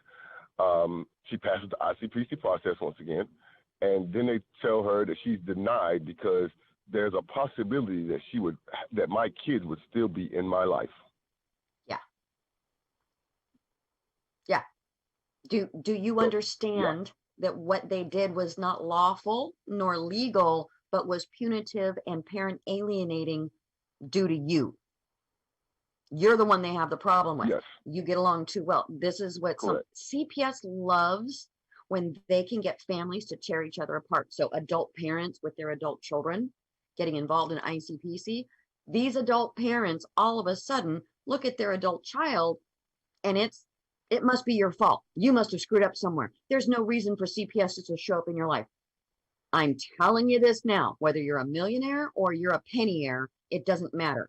Your butt is on the line. If they can come and take some of the people that I've helped over the past 4.5 years, kids, they can take the president's kid. It is amazing the power these people exert. And then they start to manipulate the process, and they know they're manipulating it because it's damn well illegal and unlawful. In your situation, though, yours has gone on for so many years, it's very difficult to figure out where to even file yours, Darren. That's where I'm still fighting. So I'm still digging. I'm still trying to figure out where to even get yours. His is in between two states. Sometimes when you get two states, like California and Oregon, or California and Missouri, or California and whatever, quite literally, the process gets dropped. Things get drawn out much longer than they're supposed to. And the case goes to what I call complexity. Most cases that have come in through Jim's show are 18, 16, 22, 36 months old. It's insane. There's no reason for these cases to still be open, but they keep them open because they know, one, if they close it, that parent's going to go and sue because it was an absolutely unlawful and illegal representation of a case. Common law or any other law, it just has absolutely no bearing. In Darren's case, that is one of these where between two states, they screwed the process up so damn bad, we don't even know where his case now sits. I can't find it. Well, I've looked twice. My case, I can't find it. My case starts with being arrested unlawfully. That's where it starts. Mm-hmm. After being arrested unlawfully, I fought for the supposedly witnesses to say that I was attacking my spouse. I fought in court and asked the judge to make them come because I wanted to prove that never happened. They was never capable of getting in contact with the people from day one. And I explained to them right then that it never happened. And being that you couldn't get in contact with them, my case should have been dropped off from the giddy up. The district attorney didn't even want to fight against me because for what I was saying, it spoke the truth. It was, y'all have no evidence. There was no physical evidence from you saying that I drug her, beat her up, did all this other stuff, but she came back with brand new clothes on and no bruises or scratches on her. Right. Okay. So, and folks, I'm just going to say this now. Quite literally, I'm getting a lot of these where the two adults, the two parents of a children, okay, they've got severe problems. You guys out there have got some severe issues with one another. There's a reason we have divorce, so you guys don't kill each other. What people are using now, he hit me, she hurt me, he threw this, she threw that. Before you know it, CPS and family law are now up your butt like a bad boot in the middle of winter, and it ain't fun, and it's not pretty, okay? They are now going to use family law and CPS to keep both of you from your children, or to uphold the bad parent. Usually it's the one that complained or made up the lie, like in Darren's case. There was no DV. He was never charged. He was never, shown to be anything criminal or abusive or anything. And this is 3 years of him not being able to have his freaking children. I can't even tell you what county and what state is even adjudicating this stupid thing at this point. I can't find it. No, ma'am. It's not that. We as two parents, when I was arrested, the officer asks me what happened. I tell him the statement. Nothing actually happened. We got into an argument. It got a little heated. She got out of the car and took one of the kids with her into the parking lot. When she come back to the crime scene, or supposedly crime scene that they was creating out there, where they done brought over 20 cops out there to try to fabricate a crime scene, which they couldn't. When she come back, they took pictures of her body and everything, and she turns to the officer and tells him the exact same thing that I told the officer that was in the car. Nothing happened. We got into an argument. It got a little heated. And when the officer came back and I asked him why was he arresting me, he says that he has to arrest me. I said, well, y'all don't have any evidence on me physically to say that I harmed her. I said, what did she say to you? Did she say that I harmed her? Darren. He said, Darren. No. She said exactly Darren, what you said. honey. I said, well, what did we rehearse it before? I said, what do I do? Beat her up, and then before she walked away, I rehearsed it and say, hey, when the officer gets here, you say this. So I'm not understanding how, for one, I get arrested. Then you take my kids because she doesn't. My baby mother didn't have any license, so she couldn't drive off with the kids. Now this is what the statement was told to them. She said, they said, do you want any help? She said, no, I don't need any help. Take a breath just for a minute, okay? You are going through your case. I don't want you to. I don't want you openly talking about your case on this open line, because as I've been warning through this entire show, yes, no, and I don't know whenever anyone is in hearing range. I do not want you getting into specifics. I don't want you saying he said, she said, BS. We need to be very, very general when we talk about cases, or you call in with a question. Just to call and talk about your case is not what I do. Not on this show. It hurts far too many cases. I'm still trying to figure out where your case is even being adjudicated out of. That's the third time I've now said it. I can't find your case anywhere in the United States. It's not open. It doesn't exist. So I'm still looking. I don't know what court we could even put in anything to even request that you see your children, because I can't find which state has even got this thing open right now. Darren, we're gonna go ahead and jump. Darren, you sounds like you've been in contact with Pamela again. Yeah, this I feel for you, brother. Believe me, man. I've talked to hundreds of parents. I haven't been able to get in contact with Miss Pamela. This is the first since I've talked to y'all on the air the last time. Okay. No, you and I haven't spoken, but I've gone through all of your emails. I'm still trying to find where your case is sitting, Darren. No, ma'am. You have me confused. I haven't sent you an email. Okay. I know you have a lot of cases. I know you have a lot of cases going on, and you probably have a Darren in your email. If you would give me your email right fast, and I will send you a email. Sure. Just it's saveourchildrenca@gmail.com. Saveourchildrenca@gmail.com. and I would just put in the subject line Darren from the radio show or something like that, so Pam would know. And you're right, Pamela does deal with hundreds and hundreds like myself. I've made the same mistake. I've made a lot of mistakes with families and parents because I speak to so many of them. So I'm sure it's an honest mistake. It's truly understandable. Darren, thanks so much. Truly understandable, and I appreciate everything that y'all are doing out there. So I will be sending Miss Pamela email shortly, and I will be looking forward to, communicating with her, and hopefully she can help me out of my situation. Thanks so much, Darren, for calling in. We appreciate it, brother. Thanks so much. Y'all have a great one. You too, buddy. Bye-bye. Bye now. So that's a lot of times, just to sort of touch a little bit on Darren's case there, that often happens. You can't even have a dispute. Listen, when people are married or people are, have a family together, it happens, right?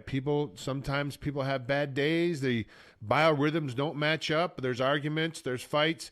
Now, I'm not, advocating any physical beatdowns, of course. I'm 100% against domestic violence. But do people have disagreements? Sure, they do. But see, that's a penalty. You're punished for that. You're not allowed. The children are now in danger. And I've heard you say it before, Pamela. When they come and say these things to you, say, please state to me how my child is in jeopardy. How are they in danger? Where's the harm? What is the risk or danger? Yes. What is the nexus or the apex of the event that you're concerned about, Ms. Caseworker? Okay. Quite literally, if they can't tell you what risk or danger you are and only come up with base neglect, you look at them and say, then get me EBT, get me rental assistance, get me electrical assistance, get me propane assistance, get your fat butt out there and go get what I need. Right. You want me to have groceries? You get your fat butt out there and go bring them to me. I need diapers for my kid. Let them know what you need. Tell them, I know it is your job to bring me anything I need. Yeah, they're supposed to provide that, right? They're supposed to provide that. They get billions and billions of dollars. What you stated before, $5.6 trillion worldwide? A year. A year. Out of Missouri. That's what we spend as Americans. And we don't do just our CPS. Oh, no. We've got to be good little American Nazis, Fourth Reich, and make sure we do it for the whole world. Yeah, because ISS.gov runs right out of Tennessee. It is disgusting. Gross. 515-602-9732. 515-602-9732 if you want to call in. You have a question for Pam. And, I've said this before, Pam. I'm going to say it again. These are the people that are involved in this type of stuff, folks, and I'm going to give you a list, and probably not be all inclusive, but there's doctors. There are guardian ad litems. There are social workers. There are judges. There are police officers. There are pastors of churches that we've had guests on the show who the pastor of the church ended up being the pimp that was pimping 12 or 13 girls from the church. You know what a pimp does? I don't have to spell that out. There's no. As far as I'm concerned, from my research, Pam, there's no profession that this problem does not touch. I don't care if you're a lawyer; it doesn't matter. These scoundrels are in every profession, and they have their eye out for your child, looking for just a broken family, or looking for families that have problems, or children that are downtrodden. These people are predators. There's no other way to put it. They're predators. They're predators. They're predators. Pamela. That's right. And quite literally, if you want to catch a predator, or you want to know what a predator looks like, you got to think like one. What do predators want? Children. Where are the highest concentration of children? Schools.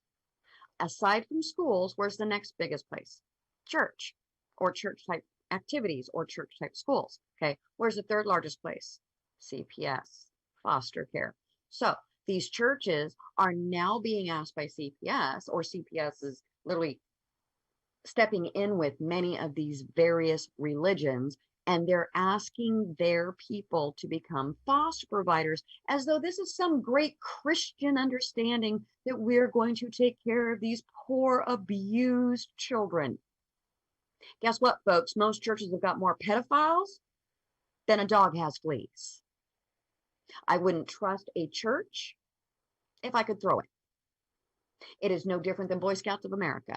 Girl Scouts of America has the exact same amount of pedophiles. Yes, women are pedophiles. Definitely can be. And they are now 50-50 with the men. Gee, just where I wanted to be as a woman. Right there with guys for pedophilia and heart attacks. Isn't that nice? Now we're all the same for heart attacks and pedophilia. Makes me want to barf in my boots. It's disgusting. It is just gross.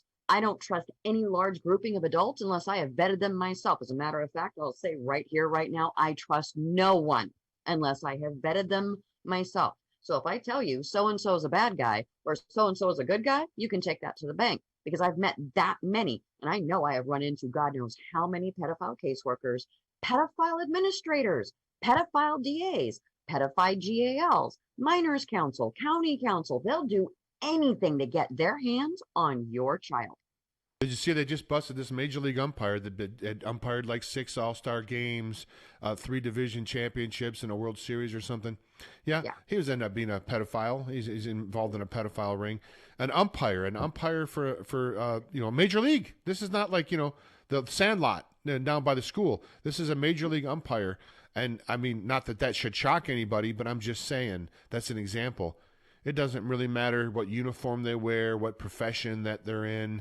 These scoundrels are everywhere, and I want to root every single one of them out and bring them to justice. Not one do I want to escape. Not one of them. Right. I don't want one of them to get away. We got another phone call coming in, Pam, if I can calm down here. Call, you're live on the air. Thanks for calling in. Please state your first name and the state that you're calling from. Hi, I am Martha, and I'm calling from Georgia. Hi, Martha from Georgia. Thanks for calling into the show. You're on the line with Pam Olson. Yes, go right ahead. Hello, Miss Pamela. We love you, first of all. Second of all, I've got a quick question. At one point, I had listened to a show where you had mentioned that to speak directly to the judge, there's some hearing that you call it. It's pretty much a ineffective counsel. Okay, IAC, yeah. I want to say Harrington or something. Ineffective hearing. assistance of counsel, and that would probably be either under a Marsden hearing or a hearing to determine show cause for you to represent yourself. I think that's what you're talking about. Yes. It is. Yeah, we've got another hearing coming up Tuesday that has been delayed months and months and months and months. And I think that this is, it's at the 2-year mark. And they had no problem for 8.5 months after the baby was born. Also, there was a 4-year-old at the time, now 6, and the baby's 2.5 or thereabout. And I think that they probably are going to go for termination of parental rights, but they did allow me to intervene as the grandmother. Now, the reason that they have stopped me from even being able to have the children is because they were removed because of my drug test, because I take Adderall. And they did a dipstick test and removed the kids within 2 hours because it was showing as methamphetamine, because methamphetamine and amphetamine are tested together.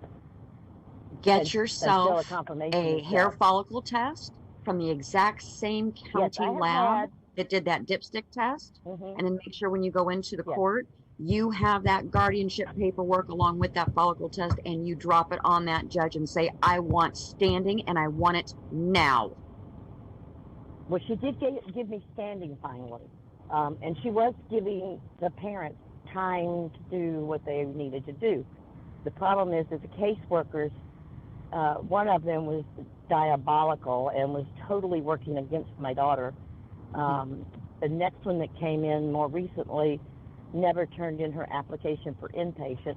The next newest one, which is actually the same one that took the kids to the foster parents that night, is back in, but she also hasn't sent the application in. And they're saying that my daughter has to pay for the TB test and the PRP or whatever it is, the booster, for her to be able to go into inpatient. The county has to pay for that. They can ask your daughter or their client to pay for anything. She's in a CPS case. They must pay for everything. Exactly. That was my point to my daughter, is that if they're, ordering it, then they have to pay for it. And if they're refusing to pay, you simply call the DA's office and you tattletale. The first squeaky wheel that squeals gets the grease. Right. And I've been trying to squeak. They don't like me because they don't like any of us. No, they don't. They really don't. But and that's all right. For them to have removed them over a clerk, not even a tech. I mean, a dipstick test. That was it. Honey, I've got an LA County case that's 36 months old, and all it is dipstick test. There's not even a positive test, and they've kept these children for 3 years. Oh, my goodness. Yeah, I've had 8 or 9 hair tests that I've done on my own. Every one of them are negative for methamphetamine. And then they say, because I do take pain medication, I'm on disability, I don't want them to know that, of course. They have to prove that somehow you would be a risk or a danger. This is very simple, folks. Don't drink the Kool-Aid. Stop listening to these people that are CPS people telling you, oh, well, you have 3, clean tests, but I still have this one on a piece of paper. I'm going to tell you how to fix it. I'm going to say it once, okay? You go in, you get your own evaluation from the exact same county, just a different provider, but make sure it's somebody who does service that CPS division, so that when you file it with the judge, it's filed with what's known as a show cause motion. Why are you keeping my blood bonded family member from me? Show cause as to why you're doing it. Judges and CPS don't like to deal with show cause because that then opens the door to habeas corpus.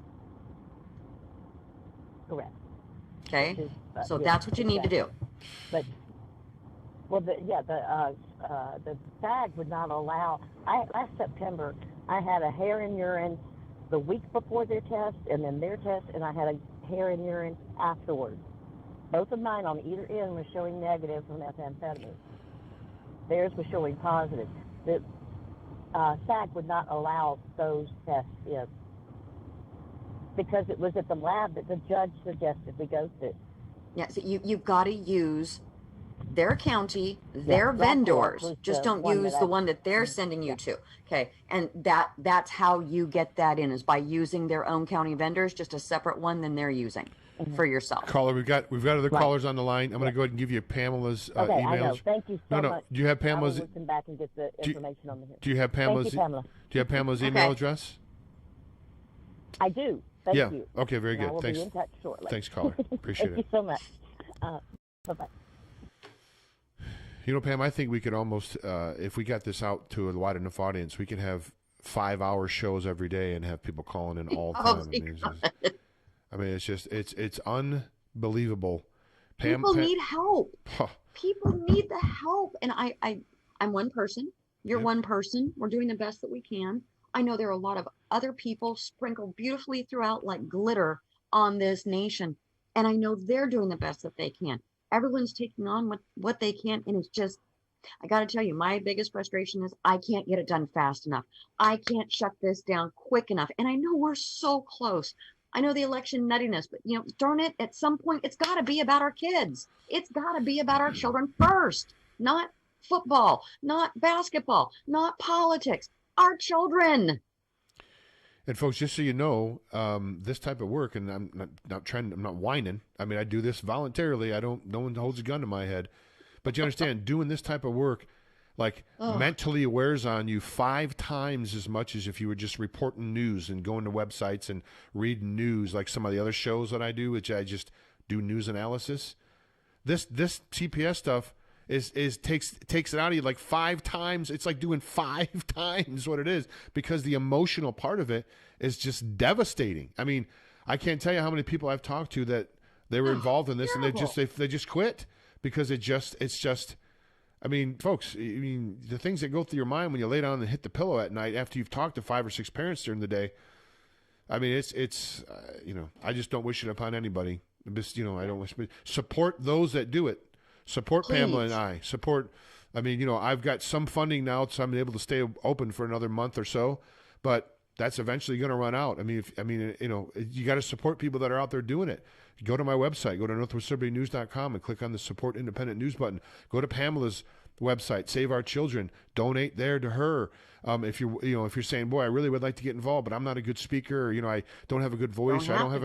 Just support the people that do. Support the people that do. Pamela and I and others. There's many others out there that are doing it. Not many. It's too bad. Not more. I wish there were more. But there are others out there that are doing it. So, anyway. That are fantastic. I mean, they're like you and I. They see something's wrong. They're standing up and they're doing something about it. Or they themselves went through it. Or as a grandparent, Mary Flynn, Mike Flynn's sister. I mean, she was on your show with Terry and Mark and talking about CPS. Guys, if they can hit the Flynn family, okay? Yeah, if they can hit the Flynn family, they can get anybody. I don't care who you are. And they're going to come up with the 4 same things: neglect, drugs, DV, okay? Or you're mentally ill, right? Yeah. You're cuckoo. So they're rarely correct. Rarely. So it's when we're talking to these people through these cases that they start getting little bits of information, and before you know it, you're proclaiming yourself to be a 3-headed alien from Mars, so we've got to come and take your children. I mean, this is how absurd it becomes sometimes. They come up with the wildest crap, and they know they can't prove it. It's just meant to draw the case out so that they can hopefully snatch your children from you. And I don't care how many caseworkers are listening to this and screaming at their radios right now. Man, I don't care. We are coming to take your jobs. We are coming with ambassadors for children to replace CASA. We are going to go to state civil court for every last court hearing that needs to be heard. Family law mediators and CPS mediators that call themselves judges and wear those ridiculous black robes, you're gone. Matter of fact, we're going to put most of you under the jail. They're actors. They're not even. They're actors. They're representatives of the corporation. Right. They're representatives of the corporation. That's one of the things that people don't realize, folks. All these places are incorporated. Child Protective Services, sometimes even the Sheriff's Department. Look it up. Don't believe me. I've researched it. It's true. These people, these are corporations. Yeah. Another and caller. They all get their palms greased. For every time a cop comes out to your house, that's $500 for them here in California. So they don't mind going. Then you might as well get your money's worth. You get them to come in. You have to stay outside, Miss Caseworker. You come here, Mr. or Mrs. Officer. You go around and look at everything, and I want you to write it up right here and hand it to me before you go back out and talk to that caseworker. Yeah. That would stop 50% of the snatching right there if people just did that. Jury trials would stop 99% of it, if that can happen. Another caller coming in here. Let's take this phone call here, Pam. We only got about 10 minutes or left on the show or so left here. Yeah. Caller, you are live on the air. Please state your name and the place that you're calling from. Hi, this is Tammy from Washington. Hi, Tammy from Washington. How are you? Thanks for calling. Oh, I'm good. The first thing that I want to say here is I hope that there are caseworkers listening to this call. Not I don't care if they are. I hope they are. Because you and me both. I have just what? What was that? She said you and me both. Yeah, exactly. Everything that you two just said after the last caller hung up, I think about this stuff every single day. Everything you just said, so true. And I had CPS tried to take my son out of my home this last early summer after I reported abuse that was happening to him in his father's home. And they did what they always do that I have learned, which is they tried to claim that I had mental illness and that I was basically just making it all up, like a Munchausen by proxy type thing. Like, oh, I'm trying to convince him that he's being abused because I'm the one with the problem. I mean, it was just, and the tactics that she used and the way that I was treated by the court, I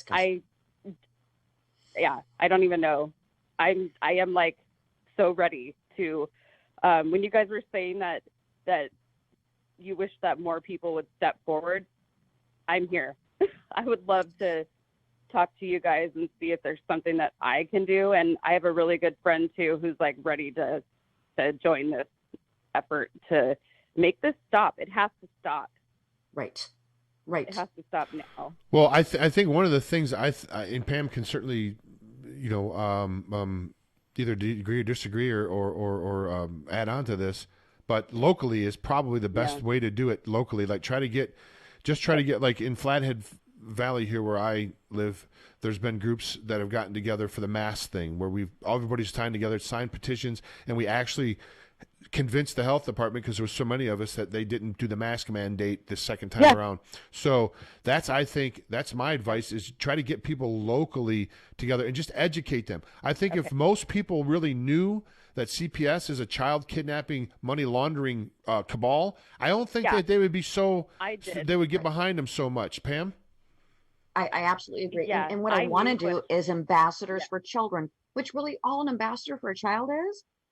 It's going to be private. It's going to be us, all 50 states, and it's going to replace CASA. It gets us in there as a third party, not a party to the case, so we can put in briefs to stop CPS from lying, because that's all these people do. They twist the narrative, and boy, do they love to be snarky, don't they? Well, if you just would have done this, this, and this. I mean, it's always so neener.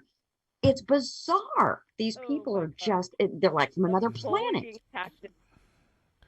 Caller, did you have a question that you wanted to ask Pamela specifically? No, I just wanted to tell my story and just say, I went through it completely alone. So I just stumbled across this by accident today. And when I saw what you guys were talking about, I was like, what?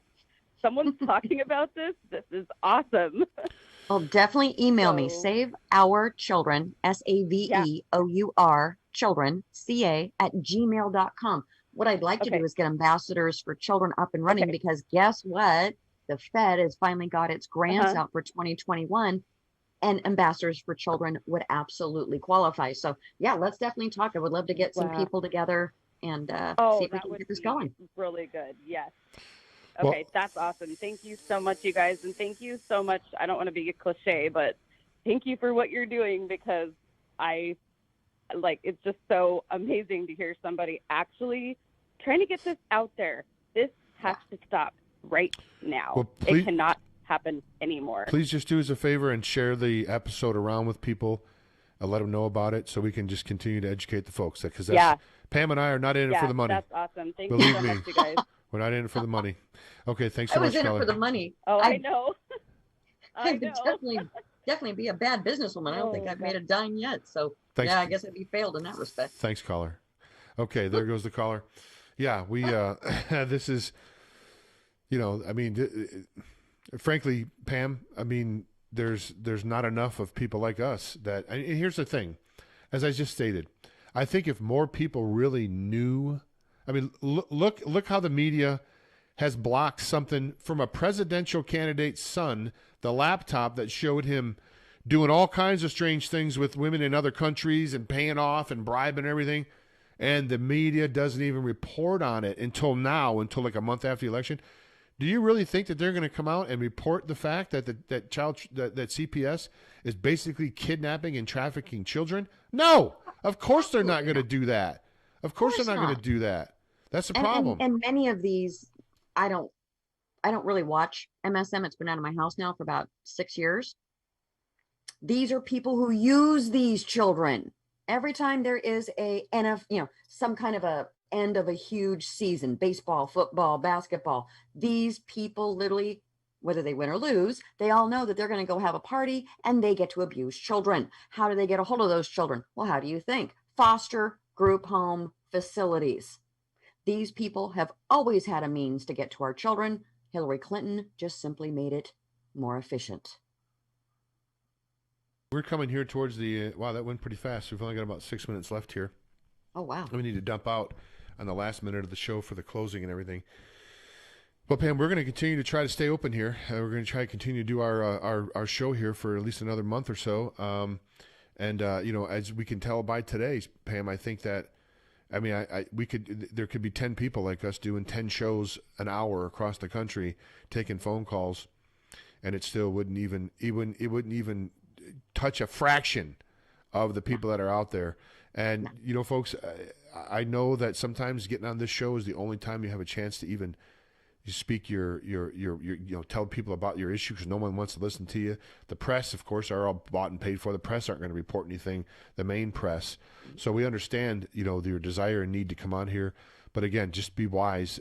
Like Pam said, you know, in the future when you call in, just don't tell your story, because they do listen, and they will. People have been smacked down specifically. I've had people call me and specifically say, Jim, they mentioned my interview with you in court today. They mentioned my interview with you in court today. When I was there today, they mentioned the show that we did. So I'm not saying every CPS person, of course, in the country is watching, but somebody at times watch where it has some authority to be able to, my show in Montana, to be able to put someone in a gag order in Missouri. I think it was 3,000 miles away, whatever it is. Right. My point being is, we're here to help. Pam and I both have a heart for this. But we don't want to have you damage your case. The last thing that we want to do is have you come on this broadcast and damage your case even further, because the deck is sadly stacked against you from the beginning. We don't need anything else to make that even harder. Pamela, anything you'd like to say here as we close out the program? Do you please give out your websites, what you got going on, any groups that you just talked about, that the ambassadors group, anything that you want to put out there, any advice for people that want to start, you know, locally activating. You know, I don't think people are as afraid to talk about this as they used to be, right? I mean, we're like in a period of activism right now. As you can see, everybody's fed up, everybody's speaking up, people are getting out, marching in the streets. Washington's filled with people today marching about this thing. So the timing is good right now to do this type of stuff. Pamela, I'm going to go ahead and let you finish out the show and give your sage advice to the folks here listening in. So January is Human Trafficking Prevention Month. We need to have 50 rallies, one in every single state, especially since it's before the inauguration. So please email me at saveourchildrenca@gmail.com, and let's start getting this out and getting it promoted and get it out there, because this is how we're going to start meeting one another. We need ambassadors for children. That's going to replace CASA, Minors Council, GAL, and it's a third party, not a party. It's a great way for an advocate to hook up with a family and actually make a difference. You do not have to be certified. You do not have to be licensed. You don't have to be trained, because we're going to train you. Save Our Children, gmail.com. You can also find me at Twitter, and that's where I've got some really lovely people that are doing some really amazing things, like the Saints, Tony Triano with Indivisible Family, Melinda Sherwin, who is just, my God, what an amazing woman. There are some amazing people doing amazing things, but we're each just individuals. And most of us, believe it or not, are disabled. So we're doing the best we possibly can, but I know that we can do better. If you can spare a buck just to keep shows like this going, $1 from 100 people, believe it or not, would keep us up and running for another month. If I could handle it on my own, I certainly would. I'm just stuck in California with fumes. So please, if you have any way of supporting this, or someone who is doing the same type of work that James and I, please support them, support somebody. We're so close to taking this down, folks. I don't want to miss our opportunity to stop some of the worst abuses, children in any nation, even from starvation in Ethiopia. This is worse than that. We are killing our future. So please help us, pray for us. If that's all that you can do, that's huge. We love you, and know that we will do our absolute best to help wherever we can, when we can. Well, Pamela, I can't tell you how much I respect and appreciate your work, and God bless you. And folks, here's what we have to understand. There's not going to be anybody flying in with a pair of tights and a cape with a big letter, a red S on their shirt that's going to make everything okay. It's all up to us. It's always been up to us. It's always been up to us. The person that has to act is the person looking in the mirror. Don't count on somebody else. Don't say it's somebody else's problem. These are our children. These are everybody's children. 90 seconds. These are everybody's children, and this is our future. As you can see, we're just running out of time. Pamela Olson, God bless you. Thank you so much for joining us here in the program. We look forward to speaking to you again here in the future. I know we talk offline often, but I'm sure I'll be talking to you here in the next couple of days or so. Thanks so much for your work, Pam, and we look forward to having you back on the program again next time. God bless you. Thank you, James. You're welcome, honey. Take care. Well, there goes one of the real heroes of this movement, maybe one of the biggest, as Pamela 60 Olson. seconds. And we're just out of time, as you can hear, folks. The Blog Talk woman's telling me we're out of time. Thanks so much for looking into this program. Again, you want to support us, go to northwestlibertynews.com. That's northwestlibertynews.com, or support our sponsors flashing across the bottom of the screen. Thanks so much again. Till next time, this is James White for Critical Disclosure, saying bye now.